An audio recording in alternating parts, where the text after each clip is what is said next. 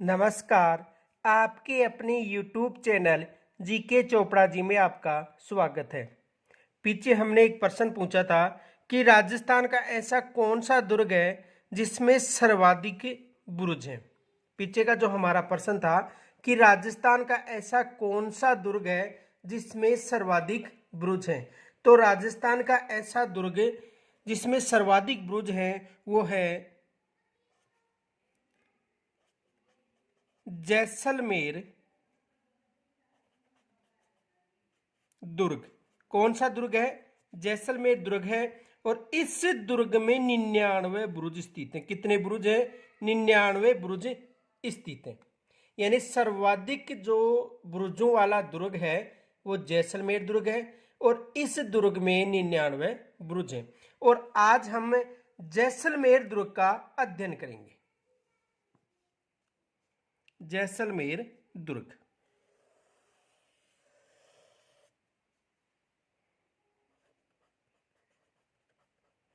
जैसलमेर दुर्ग। देखो, जो जैसलमेर दुर्ग है इसे सोनारगढ़ किला के नाम से भी जाना जाता है। सोनारगढ़ दुर्ग के या किला के नाम से भी जाना जाता है। इसका निर्माण राव जैसल ने करवाया था। राव जैसल ने करवाया था। और कब करवाया था? 1155 ईस्वी में। यानी इसका जो निर्माण था राव जैसल ने करवाया था। कब करवाया था? 1155 ईस्वी में। और यह कहा जाता है कि इस दुर्ग के निर्माण में 7 वर्षों का समय लगा था। इस दुर्ग को राजस्थान का अंडमान राजस्थान का अंडमान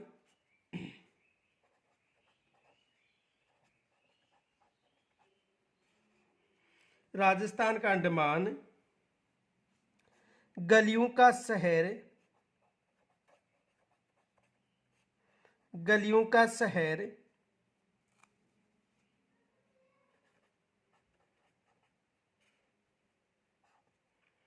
भाटी भटकीवाड़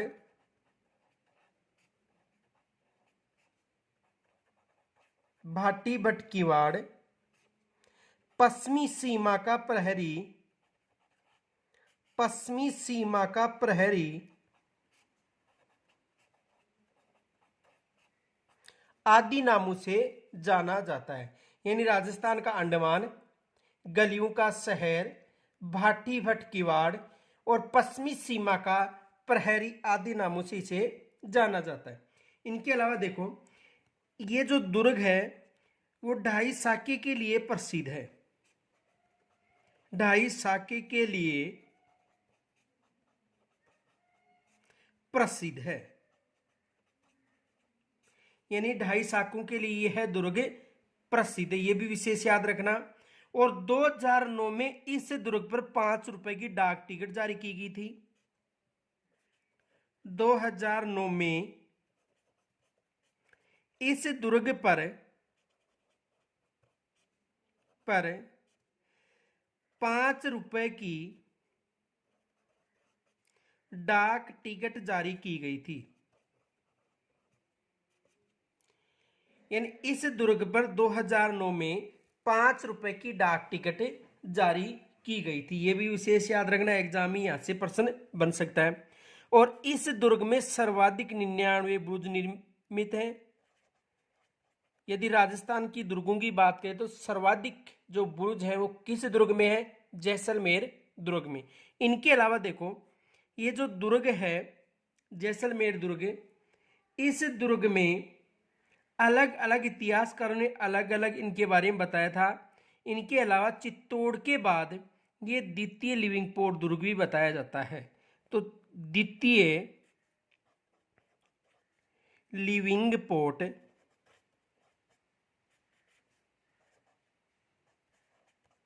भी कहा जाता है। प्रथम लिविंग पोर्ट कौन सा दुर्ग है? चित्तौड़गढ़ दुर्ग। तो देखो, इस दुर्ग में सर्वाधिक 99 बुरुज है। यहां पर भी एग्जाम में प्रश्न बन सकता है। ढाई साकू या ढाई साकी के लिए कौन सा दुर्ग प्रसिद्ध है? जैसलमेर दुर्ग। इस दुर्ग में 2009 में 5 रुपए की डाक टिकट जारी की गई थी। इनके अलावा 2009 में डाक टिकट जारी की गई थी। 2009 में ही इस दुर्ग में भूकंप के कारण दरारें पड़ गई थी। तो जैसलमेर दुर्ग कहां पर स्थित है? जैसलमेर में।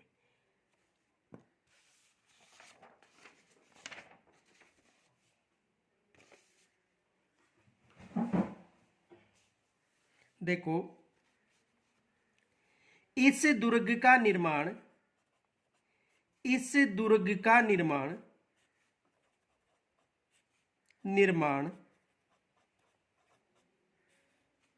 भाटी शासक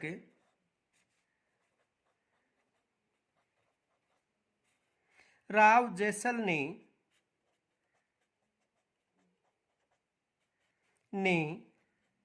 1155 ईस्वी में करवाया था।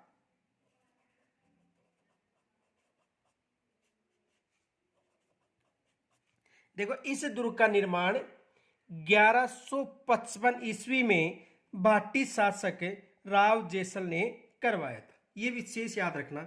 आगे देखो, नोट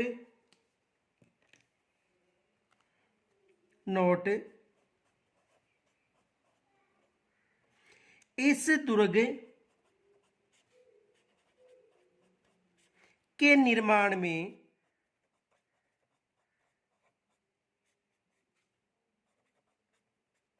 7 वर्षों का समय लगा था।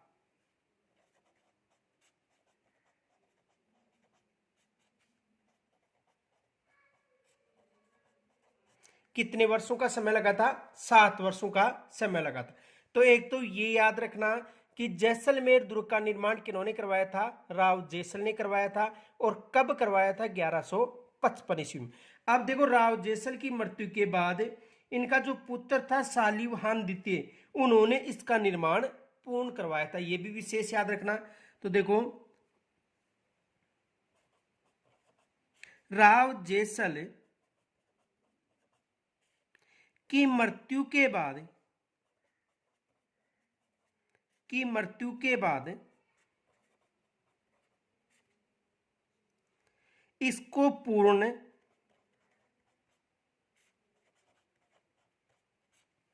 किसका पुत्र था? राव जैसल का ही पुत्र था। इसको पूर्ण जैसल के पुत्र शालिवाहन द्वितीय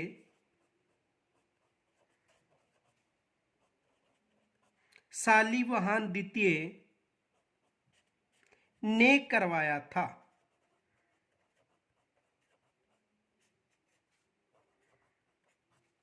तो देखो, जैसलमेर दुर्ग का निर्माण किन्होंने करवाया था? राव जैसल ने। और राव जैसल की मृत्यु के बाद इसके पुत्र शालिवाहन द्वितीय ने इसे पूर्ण करवाया था। और इस दुर्ग के निर्माण में 7 वर्ष का समय लगा था। ये याद रखना। आगे देखो,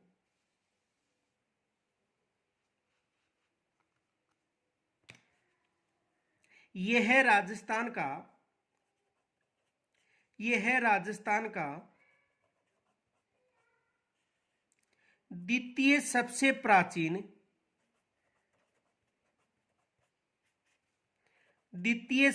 प्राचीन दुर्ग है। यह राजस्थान का द्वितीय सबसे प्राचीन दुर्ग है, जो धानवे श्रेणी का दुर्ग है। जो धानवे श्रेणी का दुर्ग है। जो धानवे श्रेणी का दुर्ग है। किस श्रेणी में शामिल है? धानवे श्रेणी में शामिल दुर्ग है। पीछे बताया था धानवे का मतलब मरुस्थलीय क्षेत्र में निर्मित दुर्ग है। यह विशेष याद रखना। आगे देखो, इस दुर्ग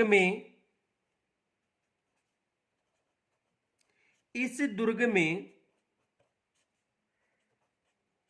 सर्वाधिक बुरुज हैं। सर्वाधिक बुरुज कितने? बुरुज 99। बुरुज हैं। यानी राजस्थान में जितने भी दुर्ग हैं उन दुर्गों में सर्वाधिक जो बुरुज है वो जैसलमेर दुर्ग में है। बुरुज का मतलब देखो पीछे बताया था, एक बार दोबारा समझ लो। चारों तरफ की जो दीवार थी इस दीवार को दुर्ग कहा गया था। ये जो सुरक्षा दीवार है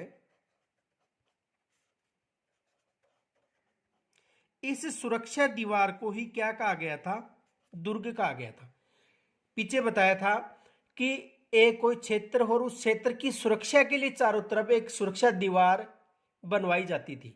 जो चारों तरफ सुरक्षा दीवार बनवाई जाती थी उसे दुर्ग कहा जाता है। और इस दुर्ग यानी इस दीवार से या इस दुर्ग से जो सुरक्षा रखने के लिए जो सैनिकों के लिए जो घुमावदार जो मकान बनवाए जाते थे, इन घुमावदार मकानों को क्या कहा जाता है, बुरुज कहा जाता है। ये जो घुमावदार मकान है ये क्या है, बुरुज।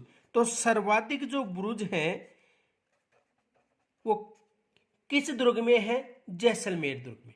तो इस दुर्ग में सर्वाधिक बुरुज हैं, ये भी विशेष याद रखना। आगे देखो, इसे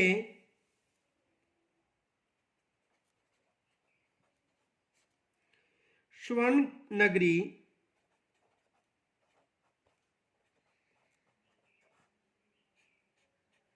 स्वर्ण नगरी, सोनारगढ़, सोनारगढ़ देखते हैं तो स्वर्ण नगरी, सोनारगढ़,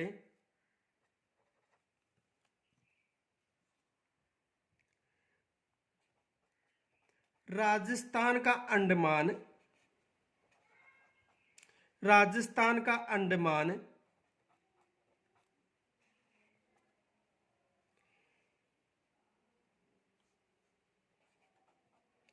भाटी भट्ट किवाड़,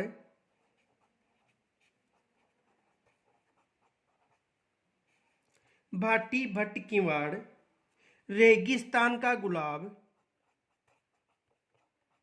रेगिस्तान का गुलाब,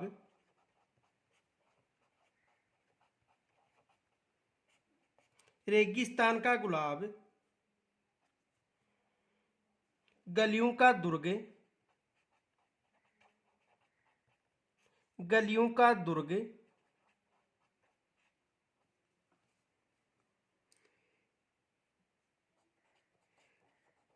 त्रिकुटगढ़ दुर्ग,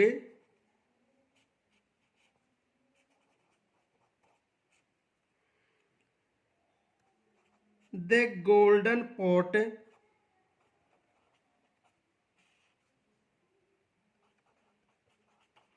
आदि नामों से जाना जाता है।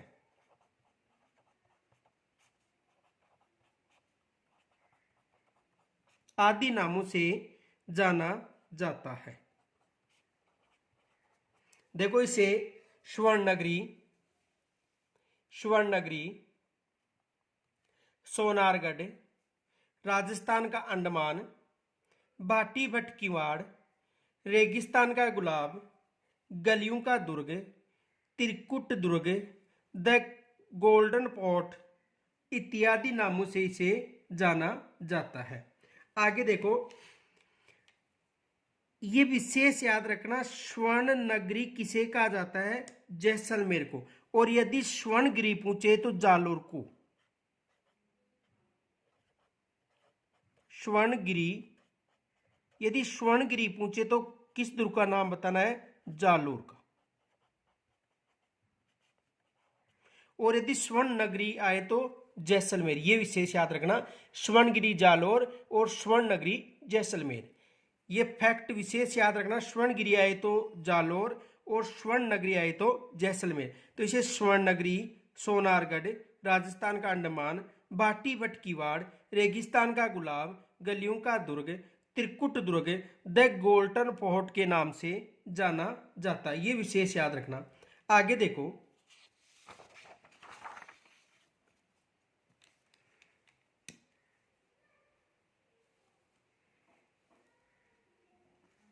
इस दुर्ग के बारे में, इस दुर्ग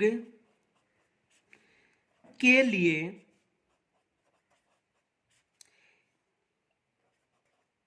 यह कहावत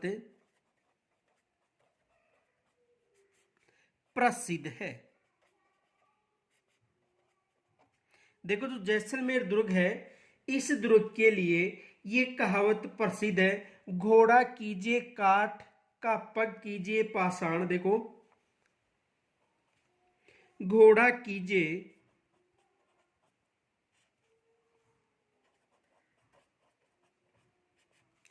काठ का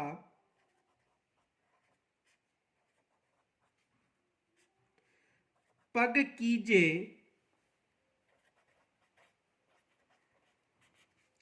पाषाण।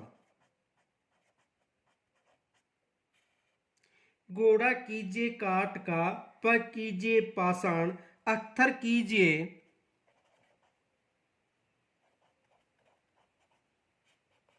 अख्तर कीजिए लोहे का, अख्तर कीजिए लोहे का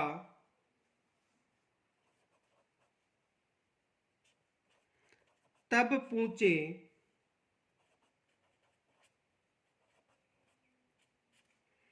जेसाना।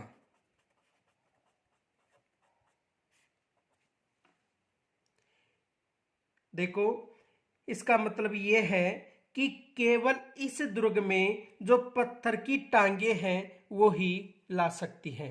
यानी देखो ये एग्जाम में प्रश्न पूछा जा सकता है, घोड़ा कीजिए काठ का पग कीजिए पाषाण, अख्तर कीजिए लोहे का तब पूछे जेसाना। तो देखो एग्जाम में प्रश्न कैसे बन सकता है। देखो इस दुर्ग के लिए ये कहावत विशेष याद रखना।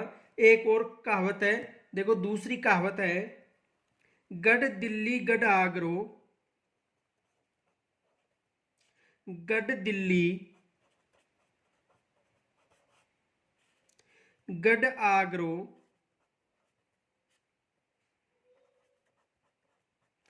गढ़ दिल्ली गढ़ आगरो अधगढ़ बीकानेर, अधगढ़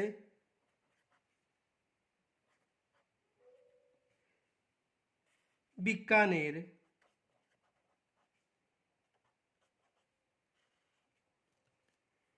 भलो चुनायो, भलो चुनायो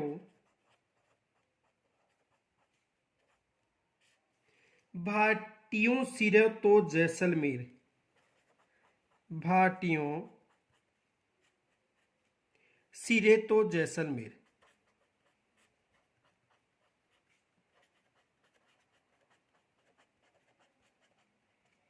ये दो कहावत प्रसिद्ध हैं किनके लिए, जैसलमेर दुर्ग के लिए। अब देखो इस दोनों कहावतों से एग्जाम में प्रश्न क्या बन सकता है। देखो इधर देखो, ये है कहावत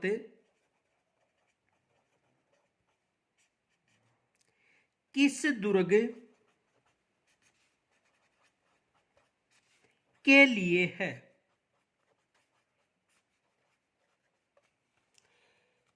देखो घोड़ा कीजिए काठ का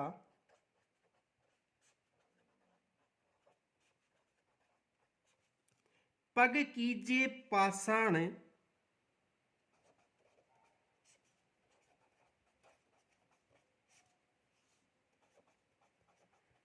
पाषाण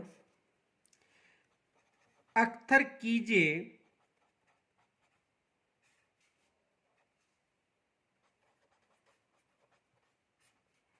लोहे का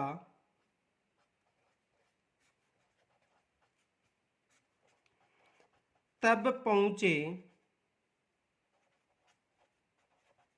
अब देखो यहां पर जैसाना न देकर ऑप्शन देगा। देखो घोड़ा कीजिए काठ का पग कीजिए पाषाण, अख्तर कीजिए लोहे का तब पूछे जैसाना। यदि जैसाना दे देगा ऑप्शन में, यानी ये पूरी लाइन दे देगा तो हमें पता हो जाएगा कि जैसाना जैसलमेर दुर्ग के लिए। लेकिन यहां पर ये छोड़ देगा शेष कि रिक्त स्थान को पूर्ण कीजिए। अब देखो ऑप्शन में देगा जोदाना ब में दे देगा जैसाना, द में दे स में दे देगा उदियाना और द में दे देगा सभी। अब देखो इसका आवश्यक पर्सन बन गया, तो यहां पर क्या आएगा जैसाना। देखो यह कहावत किस दुर्ग के लिए, घोड़ा कीजिए काठ का, प कीजिए पाषाण, अख्तर कीजिए लोहे का, तब पूछे जैसाना। तो यहां पर क्या आएगा ब।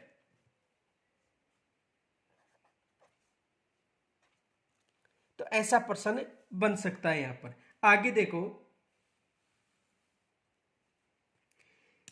यह दुर्ग, देखो यह दुर्ग एक विशाल दुर्ग है और इस विशाल दुर्ग के लिए कहा गया है कि यह अंगड़ाई लिए हुए सिंह के समान दिखाई देता है। तो देखो यह एक विशाल दुर्ग है,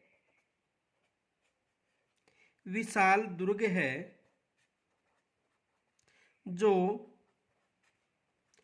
अंगड़ाई लिए हुए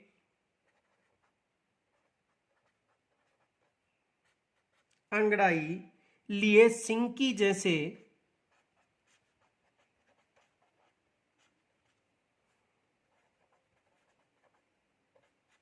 दिखाई देता है,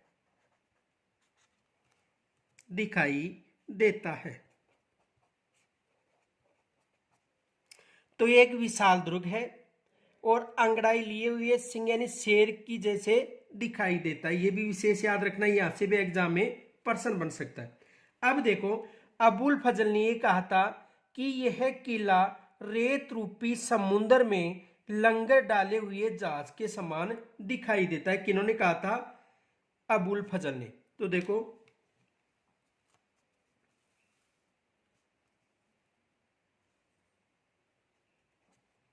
अबुल फजल ने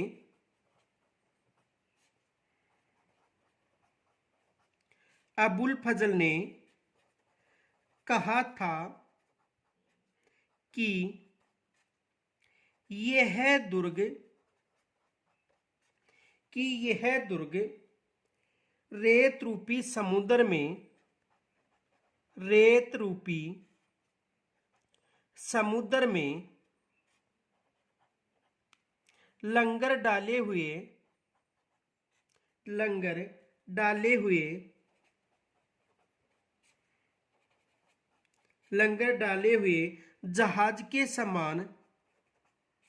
जहाज के समान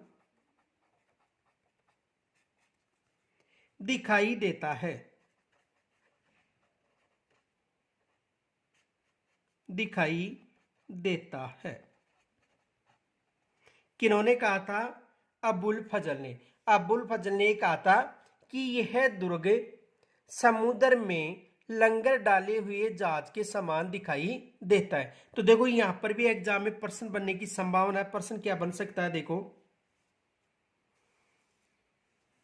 देखो यहां से प्रश्न ये बन सकता है, जैसलमेर दुर्ग के लिए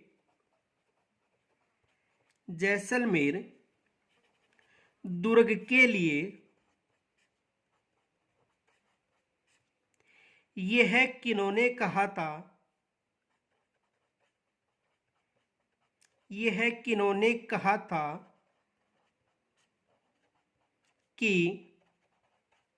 कि यह दुर्ग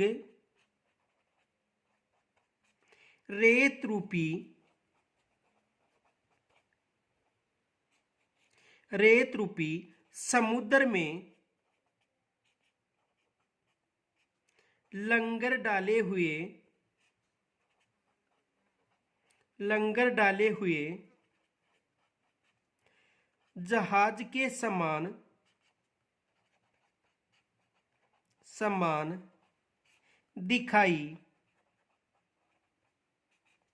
देता है।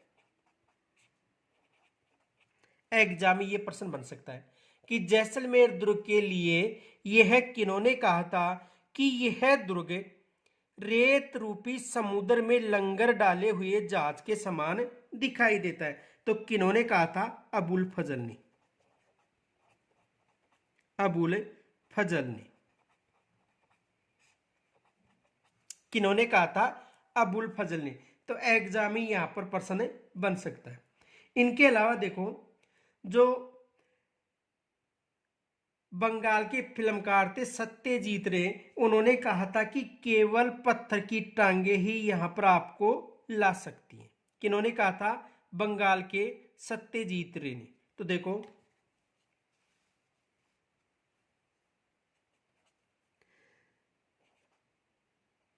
बंगाल के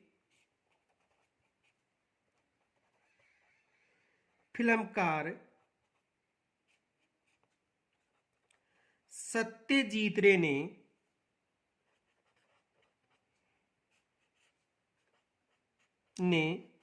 इस दुर्ग को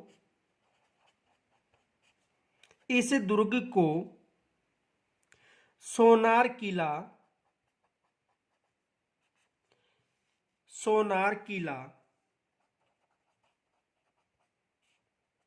कहा था।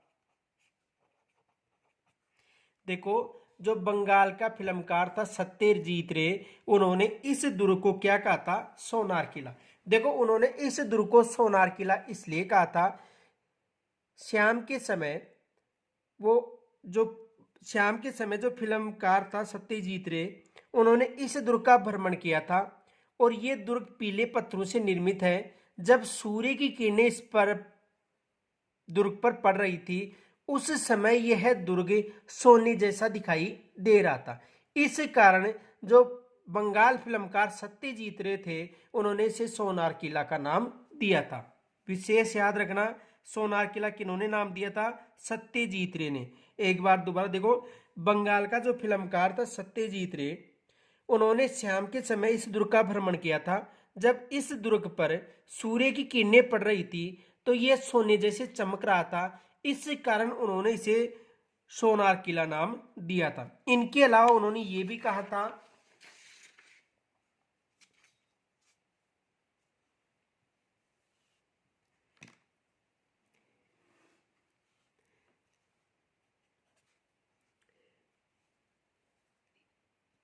यहां पर केवल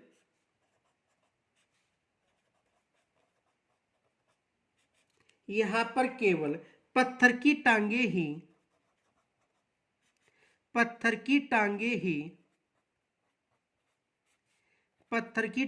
ही आपको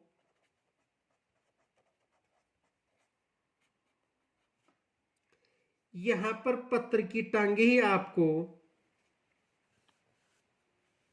वहां ले जा सकती हैं, वहां ले जा सकती है। देखो, यहां पर केवल पत्थर की टांगे ही आपको वहां ले जा सकती हैं। देखो, जो हिंदी गणित अकादमी है, उसमें यह बताया जाता है कि यहां पर केवल पत्थर की टांगे ही आपको ले जा सकती हैं। ये अबुल फजल ने कहा था, अबुल फजल ने। और कुछ इतिहासकारों का कहना है कि ये जो शब्द था वो सत्यजीत रे ने कहा था। लेकिन जो हिंदी गणित अकादमी की पुस्तकें, उनमें ये कहा जाता है कि यहाँ पर केवल पत्थर की आपको टांगे ही ले जा सकते। किन्होंने कहा था? अबुल फजल ने कहा था। और वास्तव में किन्होंने कहा था? अबुल फजल ने ही कहा था। आगे देखो, इस दुर्ग में इस दुर्ग में इस दुर्ग में जैसल कुआं बना हुआ है। जैसल कुआं बना हुआ है।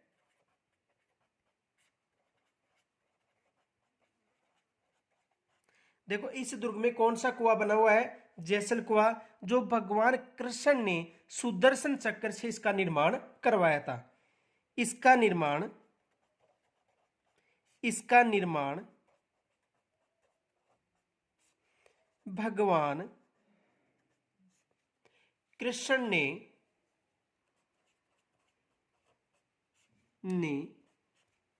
अपने सुदर्शन चक्र से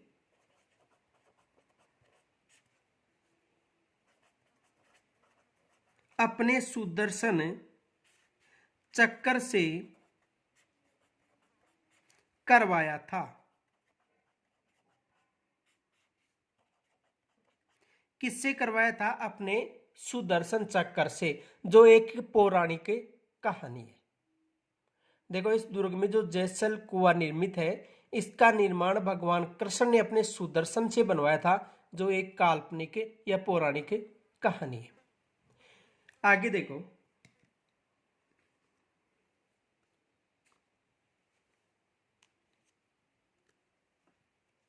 इस दुर्ग में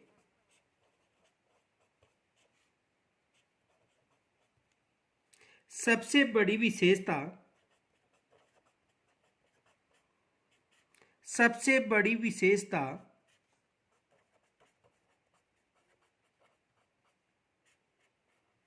सबसे बड़ी विशेषता इसमें हस्तलिखित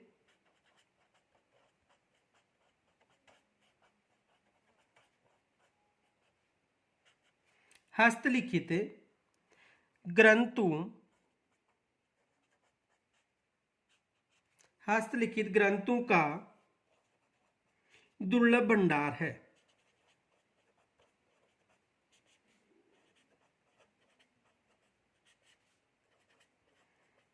देखो, इस दुर्ग में जो हस्तलिखित ग्रंथों का जो दुर्लभ भंडार है, वो इसकी प्रमुख विशेषता है, जो जैन आचार्य जिनभद्र सूरी ग्रंथ भंडार के नाम से प्रसिद्ध है। जो जैन आचार्य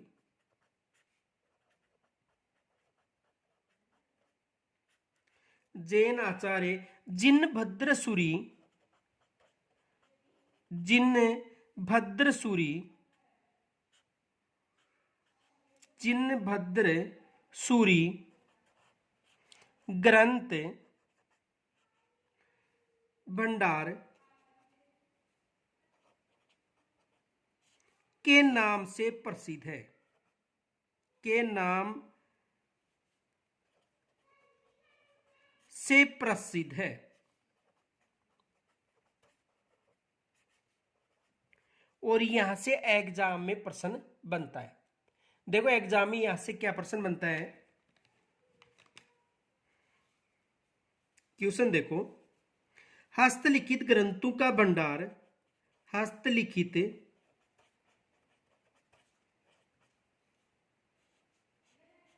हस्तलिखित ग्रंथों का भंडार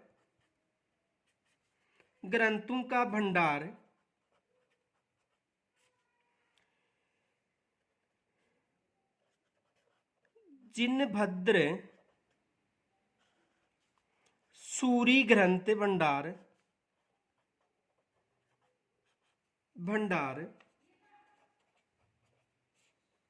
किस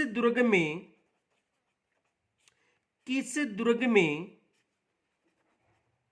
स्थित है?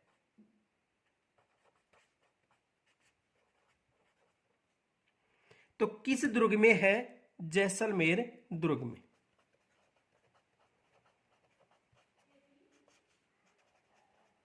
कौन सा दुर्ग है? जैसलमेर दुर्ग। तो यहां से एग्जाम में प्रश्न बनने की संभावना है कि हस्तलिखित ग्रंथों का जो भंडार है, जिनभद्र सूरी ग्रंथ भंडार, वो किस दुर्ग में स्थित है? तो किस दुर्ग में स्थित है? जैसलमेर दुर्ग में। यहां से एग्जाम में प्रश्न बन सकता है।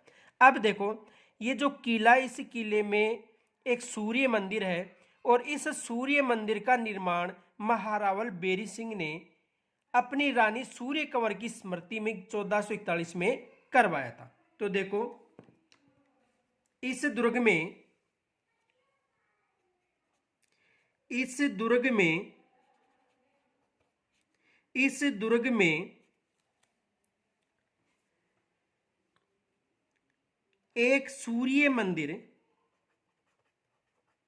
एक सूर्य मंदिर निर्मित है। एक सूर्य मंदिर निर्मित है। इसका निर्माण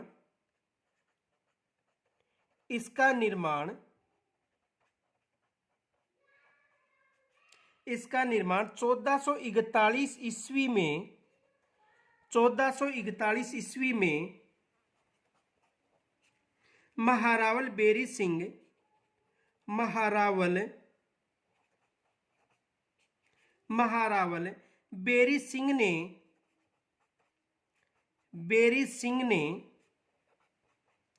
अपनी रानी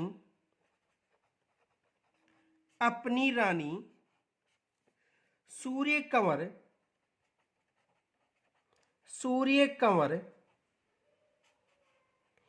की स्मृति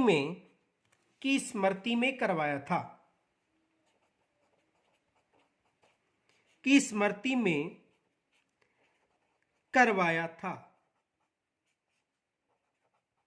देखो यहां से भी एग्जाम में प्रश्न बन सकता है। देखो इस दुर्ग में जो सूर्य मंदिर निर्मित है, इसका निर्माण 1441 ईस्वी में महारावल बेरी सिंह ने अपनी रानी सूर्य कंवर की स्मृति में करवाया था। तो एग्जाम में प्रश्न आ सकता है कि जैसलमेर दुर्ग में निर्मित सूर्य मंदिर का निर्माण किन्होंने करवाया था? तो किन्होंने करवाया था? महारावल बेरी सिंह ने। देखो एग्जाम में प्रश्न क्या बन सकता है, जैसलमेर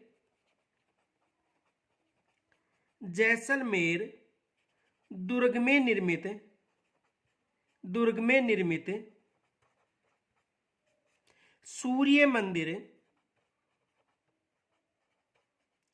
सूर्य मंदिर का निर्माण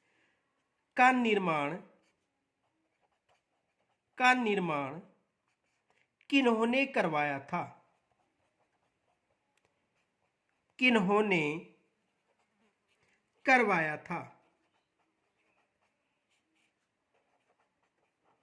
तो देखो जैसलमेर दुर्ग में निर्मित सूर्य मंदिर का जो निर्माण था वो किन्होंने करवाया था?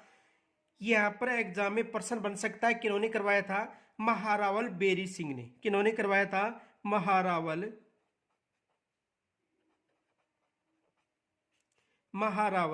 बेरी सिंह ने। किन्होंने करवाया था? महारावल बेरी सिंह ने। तो विशेष याद रखना, यहां से एग्जाम में प्रश्न बन सकता है। इनके अलावा देखो यह राजस्थान का द्वितीय लिविंग पोर्ट है। यह दुर्ग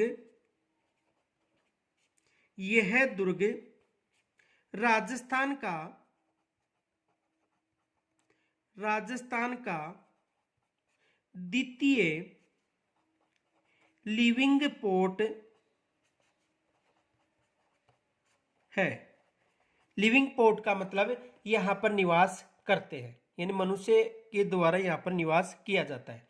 तो राजस्थान का द्वितीय लिविंग पोर्ट है। और राजस्थान का प्रथम लिविंग पोर्ट पूछे तो कौन सा दुर्ग बताना है? चित्तौड़गढ़ दुर्ग।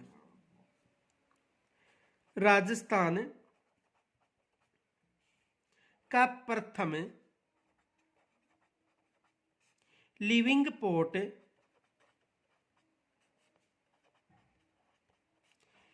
चित्तौड़गढ़ दुर्ग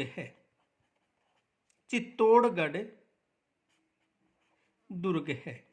केवल राजस्थान में दो ही लिविंग पोर्ट है, एक जैसलमेर है और दूसरा चित्तौड़गढ़। तो राजस्थान का द्वितीय लिविंग पोर्ट कौन सा है? जैसलमेर। और प्रथम लिविंग पोर्ट कौन सा है? चित्तौड़गढ़। आगे देखो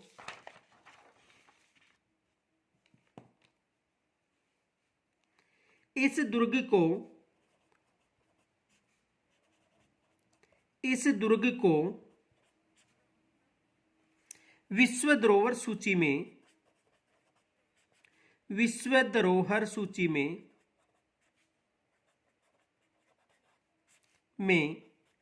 शामिल किया गया है।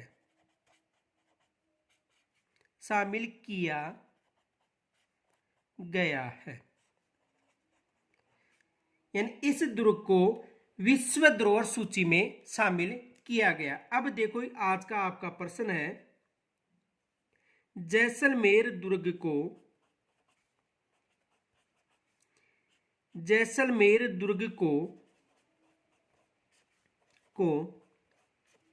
कब विश्व धरोहर सूची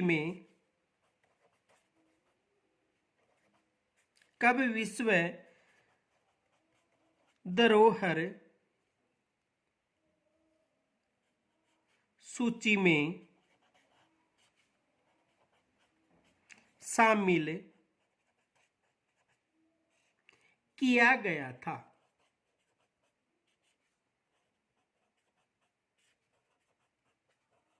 यह आज का आपका प्रश्न है कि जैसलमेर दुर्ग को विश्व धरोहर सूची में कब शामिल किया गया था।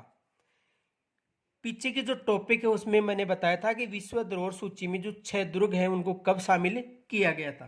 तो आपको कमेंट्स के द्वारा बताना है कि इस दुर्ग को विश्व धरोहर सूची में कब शामिल किया गया था। आगे देखो, इस दुर्ग पर 2009 में 5 रुपए की डाक टिकट भी जारी की गई थी। तो देखो, इस दुर्ग पर 2009 में 5 रुपए की डाक टिकट जारी की गई थी।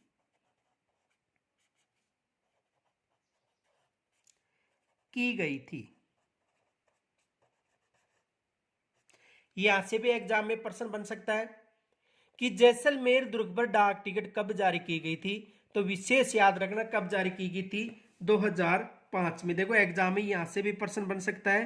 क्वेश्चन देखो, जैसलमेर दुर्ग पर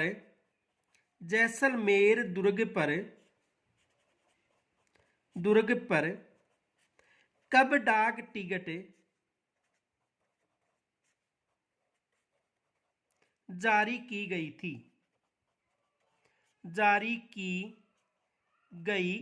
थी।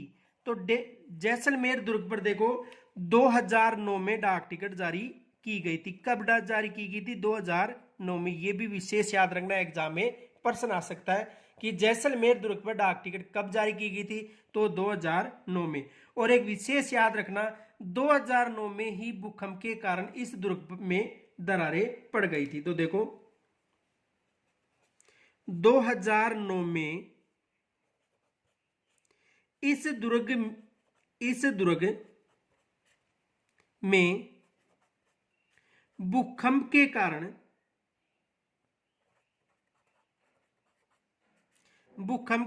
कारण दरारें पड़ गई थी।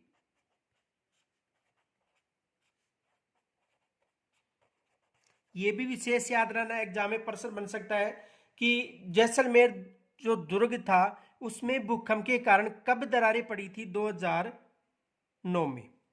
आगे देखो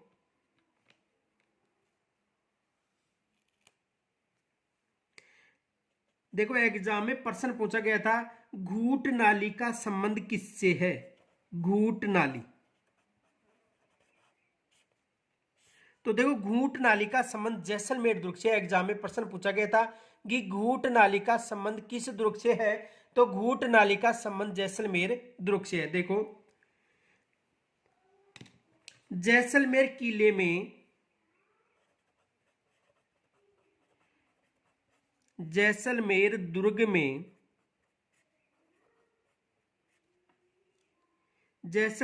में प्रवीण नाली व्यवस्था है या उत्तम नाली व्यवस्था है,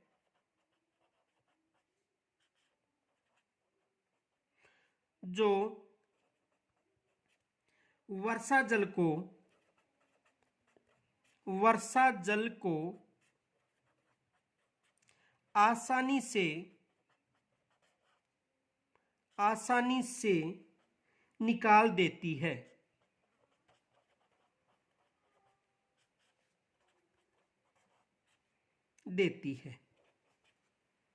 उसे घूट नाली का नाम दिया गया है। उसे घूट नाली का नाम दिया गया है। तो देखो घूट नाली का जो संबंध है वो किस दुर्ग से है, जैसलमेर दुर्ग से। विशेष मोस्ट मान लेना कि जैसलमेर दुर्ग में उत्तम नाली व्यवस्था है जो वर्षा जल को आसानी से निकाल देती है, उसे घूट नाली का नाम दिया गया। ये विशेष याद रखना। आगे देखो, इनके अलावा इस दुर्ग में जो दुर्ग का निर्माण किया गया है उसमें बिना चूने के प्रयोग किए, पत्थर पर पत्थर रखकर इसका निर्माण करवाया गया है। तो देखो इस दुर्ग का निर्माण,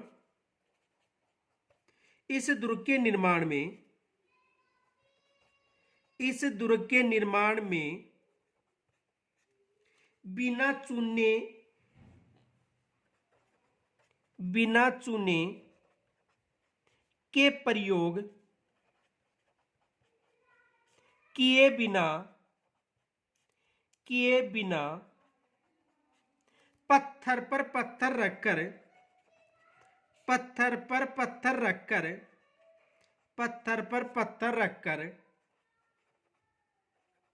पत्थर पर पत्थर रखकर किया गया है, किया गया है।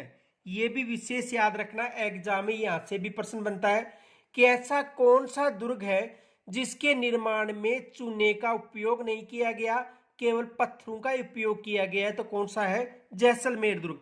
देखो यहां पर क्या प्रश्न बनता है, क्वेश्चन देखो, ऐसा कौन सा दुर्ग है, ऐसा कौन सा, ऐसा कौन सा दुर्ग है जिसके निर्माण में, जिसके निर्माण में, जिसके निर्माण में चूने का प्रयोग, चूने का प्रयोग न करके केवल पत्थरों का, पत्थरों का ही प्रयोग किया गया है, ही प्रयोग किया गया है।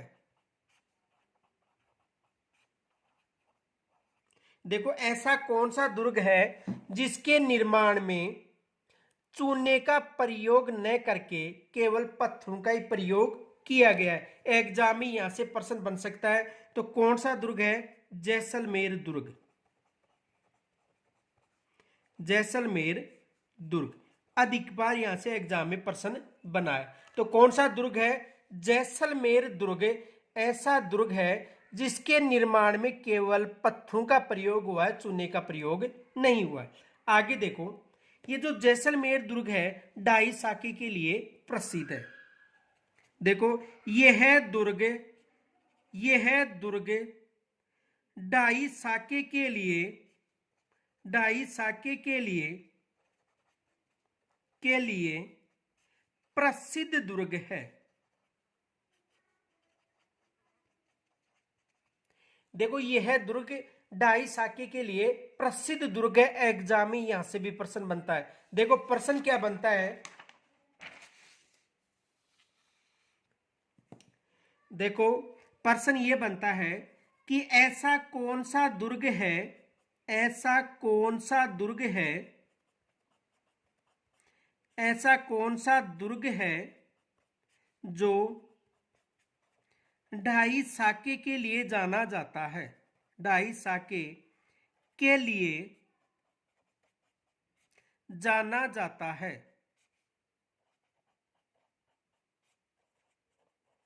देखो ऐसा कौन सा दुर्ग है जो ढाई साके के लिए जाना जाता है। एग्जाम में यहां से प्रश्न बनता है। तो कौन सा दुर्ग है? जैसलमेर दुर्ग, जैसलमेर दुर्ग। ढाई साके के लिए कौन सा दुर्ग जाना जाता है? जैसलमेर दुर्ग। अब देखो यहां पर जो ढाई साका हुआ था उनमें जो प्रथम साका हुआ था वो मूलराज के समय हुआ था। देखो प्रथम साका, प्रथम साका, देखो प्रथम साका के समय यहां का जो शासक था वो कौन था? मूलराज भाटी। जैसलमेर, जैसलमेर का शासक, जैसलमेर का शासक कौन था? मूलराज भाटी, मूलराज भाटी। और उस समय दिल्ली का शासक कौन था? दिल्ली का शासक अलाउद्दीन खिलजी था। दिल्ली का शासक कौन था? अलाउद्दीन खिलजी। तो जैसलमेर का जो प्रथम साका हुआ था वो मूलराज भाटी व दिल्ली के शासक अलाउद्दीन खिलजी के मध्य हुआ था। मैं पीछे बताया था आपको कि साका किसे कहते हैं। जब वीर योद्धाओं के द्वारा केसरिया बाना पहनकर युद्ध किया जाता है और महिलाओं के द्वारा अग्नि जलाकर जौहर किया जाता है, तो यदि वो पूर्ण प्रतिक्रिया होती है तो वो साका कहलाता है।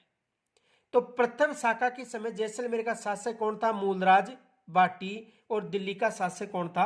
अलाउद्दीन खिलजी। जो दूसरा साका हुआ था, द्वितीय साका,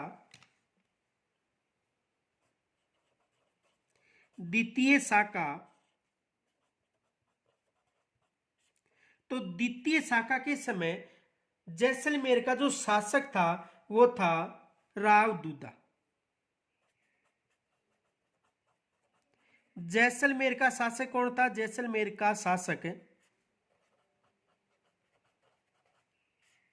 राव दूदा वह इसका पुत्र था त्रिलोक सिंह।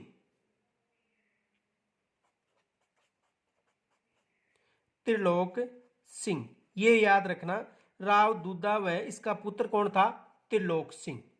यानी जब द्वितीय साका हुआ उस समय जैसलमेर का शासक कौन था? राव दूदा व त्रिलोक सिंह। उस समय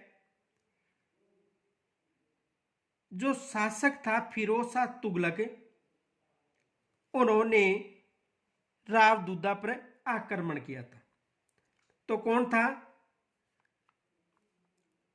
दिल्ली का शासक कौन था? फिरोज शाह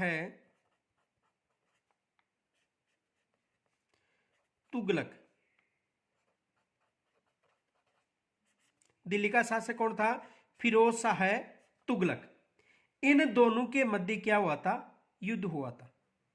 तो जैसलमेर का शासक राव दूदा व उनका पुत्र त्रिलोक सिंह था और दिल्ली का शासक कौन था? फिरोज शाह तुगलक। इन दोनों के मध्य युद्ध हुआ था। जो तीसरा साका हुआ था, तीसरा साका, देखो तीसरे साके को अर्ध साका भी कहा जाता है, ये विशेष याद रखना।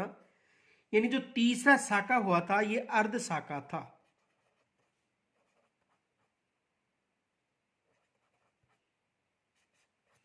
ये क्या था? अर्ध साका था। ये विशेष याद रखना। यानी जो तीसरा साका हुआ था वो क्या था? अर्ध साका था। देखो इस समय जैसलमेर का शासक, जैसलमेर का शासक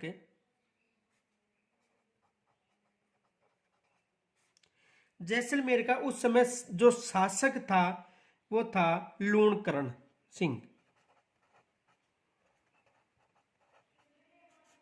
जैसलमेर का शासक कौन था? लूणकरण सिंह। यानी जैसलमेर का शासक कौन था? लूणकरण सिंह। उस समय जो कंधार शासक था वो था अमीर अली। कंधार शासक कौन था?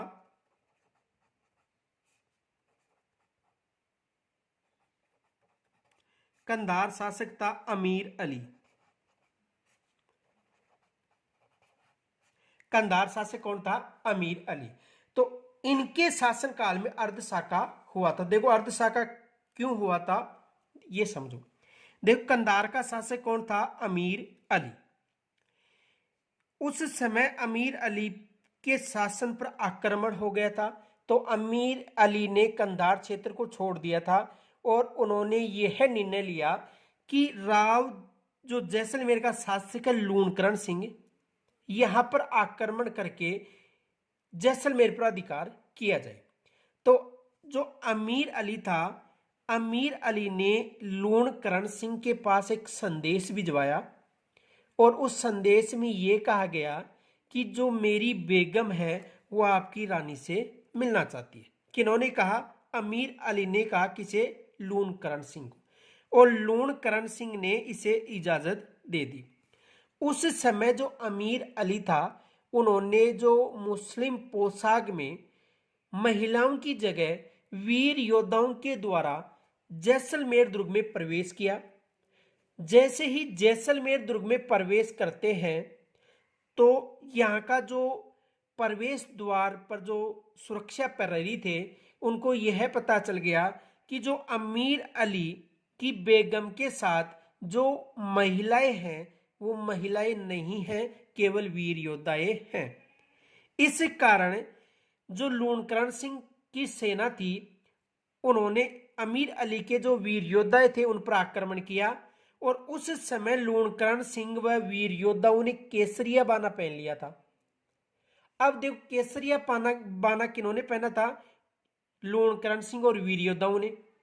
जब लूणकरण सिंह ने अमीर अली पर आक्रमण किया तो यानी अमीर अली वीरगति को प्राप्त हो गया था, इनकी सेना भी पराजित हो गई थी और लूणकरण सिंह भी युद्ध में मारा गया था।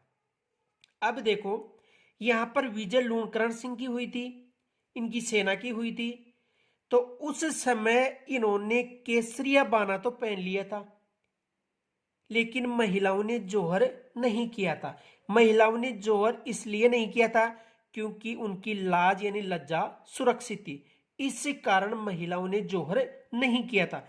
इस कारण जैसलमेर का तीसरा साका अर्ध साका था। एक बार दोबारा समझो, देखो जैसलमेर का शासक कौन था? लूणकरण सिंह। जैसलमेर का शासक कौन था? लूणकरण सिंह। और कंधार शासक कौन था? अमीर अली। अमीर अली इस पर विजय प्राप्त करना चाहता था लूणकरण सिंह पर, और वो भी धोखे से विजय प्राप्त करना चाहता था।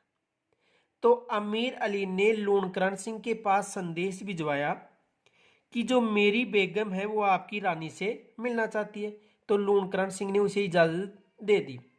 तो अमीर अली की जो बेगम थी उसके साथ जो महिलाएं थी, क्योंकि ये मुस्लिम शासक था और मुस्लिम महिलाएं बुर्का धारण करती थी, तो अमीर अली की जो बेगम है उसके साथ जो महिलाएं थी वो वीर योद्धा थे। महिलाएं नहीं थी, यानी महिला पोशाक में वीर योद्धा थे। जैसे ही दुर्ग में प्रवेश किया, जो दुर्ग का अध्यक्ष था उनने महिलाओं को पहचान लिया कि ये महिलाएं नहीं केवल वीर योद्धा है। उसकी सूचना लूणकरण सिंह को दी तो लूणकरण सिंह ने केसरिया पोशाक धारण कर ली और केसरिया पोशाक धारण करके अमीर अली से युद्ध किया। इस युद्ध में लूणकरण सिंह की सेना विजय हुई लेकिन वीरगति को प्राप्त हो गया था। अंत में सेना तो लूणकरण सिंह की विजय हुई थी लेकिन लूणकरण सिंह की सेना विजय होने के बाद में ये तो पराजित हो गया था।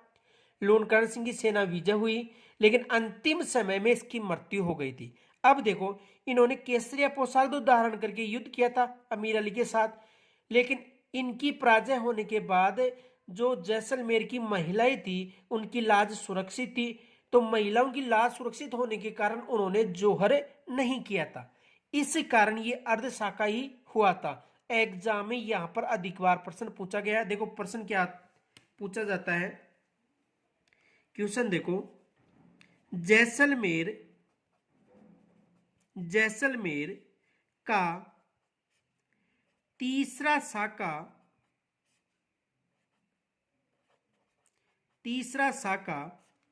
अर्ध साका था।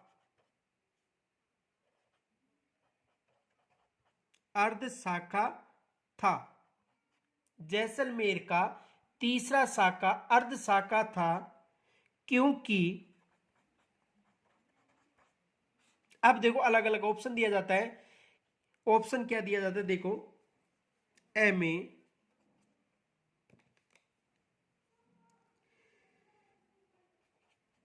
पुरुषों ने केसरिया किया था, महिलाओं ने जोहर नहीं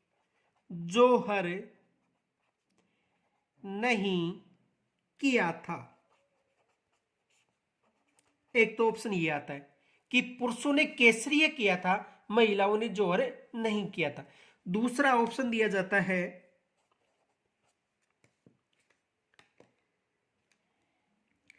पुरुषों ने केसरिया नहीं किया था,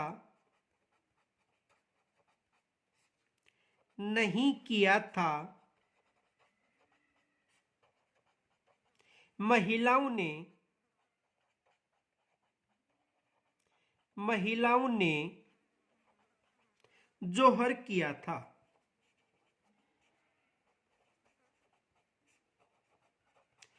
एक ऑप्शन दे दिया जाता है दोनों सही है, एक ऑप्शन दे दिया जाता है दोनों गलत है।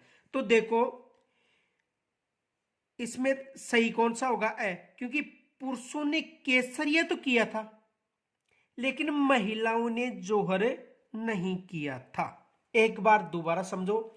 देखो जब जैसलमेर का शासक लूणकरण सिंह था, जैसलमेर का शासक कौन था? लूणकरण सिंह। ये 1550 की बात है, एग्जाम में ये भी पूछा जा सकता है। कब की बात है? 1550 की। तो 1550 में जैसलमेर का शासक लूणकरण सिंह था और कंधार शासक अमीर अली ने इस पर आक्रमण करने की योजना बनाई और लूणकरण सिंह को यह संदेश भिजवाया कि मेरी बेगम यानी अमीर अली की बेगम आपकी रानी से मिलना चाहती है। देखो लूणकरण सिंह के पास अमीर अली ने संदेश भिजवाया कि मेरी बेगम आपकी रानी से मिलना चाहती है। लूणकरण सिंह ने इसे स्वीकार कर लिया आदेश को। तो अमीर अली ने एक योजना बनाई कि इनकी जो बेगम थी उनके साथ जो महिलाएं थी वो महिलाएं नहीं थी, वीर योद्धा थे। जैसे ही अमीर अली की जो बेगम के साथ वीर योद्धा महिला पोशाक पहने हुए दुर्ग में प्रवेश करते हैं तो यहाँ का जो दुर्गाध्यक्ष या पहरेदारी था उनको ये पता चल गया कि ये महिलाएं नहीं है, वीर योद्धा है। तो दुर्गाध्यक्ष ने लूणकरण सिंह को संदेश भिजवाया। लूणकरण सिंह ने केसरिया पोशाक धारण कर ली और केसरिया पोशाक धारण करने के बाद अमीर अली की सेना से युद्ध किया। इस युद्ध में लूणकरण सिंह की सेना विजय हो गई और अमीर अली की सेना पराजित हो गई। अब देखो पराजित होने के बाद में इनकी जो लूणकरण सिंह या जैसलमेर की जो दुर्ग की जो महिलाएं थी उनकी लाश सुरक्षित रह गई थी। तो जब लाश तो सुरक्षित रह गई लेकिन इस युद्ध में लूणकरण सिंह वीरगति को प्राप्त हो गया था। अब देखो लूणकरण सिंह वीरगति को प्राप्त हो गया, ये पराजित हो गया, महिलाओं की लाश सुरक्षित थी। इस कारण महिलाओं ने जोहर नहीं किया लेकिन पुरुषों ने तो केसरिया बाना पहन लिया था। लेकिन केसरिया बाना पहनने के बाद में विजय कौन हुआ? लूणकरण सिंह की सेना। लूणकरण सिंह वीरगति को प्राप्त हो गया लेकिन सेना विजय हो गई, यहाँ की महिलाओं की लाश सुरक्षित थी। इस कारण पुरुषों ने तो केसरिया बाना पहनकर युद्ध किया था लेकिन विजय होने के बाद महिलाओं ने जोहर नहीं किया। क्यों नहीं किया? क्योंकि महिलाओं की लाज सुरक्षित थी। इस कारण महिलाओं ने जोहर नहीं किया था। एग्जाम में यहां पर प्रश्न बनता है कि ऐसा कौन सा शाखा था जो अर्ध शाखा था? तो जैसलमेर का अर्ध शाखा था। कौन सा शाखा था? तीसरा शाखा था और ये अर्ध शाखा था। इसमें पुरुषों ने केसरिया तो किया था लेकिन महिलाओं ने जोहर नहीं किया था। यहां तक समझ में आ गया होगा। यदि कोई समस्या हो तो कमेंट्स के द्वारा जरूर बता देना। यदि समझ में नहीं आया हो तो मैं दोबारा वीडियो बनाकर जो जितने भी शाखे हुए हैं राजस्थान में उनका वर्णन दोबारा करवा दूंगा। यहां तक यदि कोई समस्या हो तो कमेंट्स के द्वारा बताना और इस वीडियो को अधिक से अधिक लाइक तथा शेयर करना। धन्यवाद।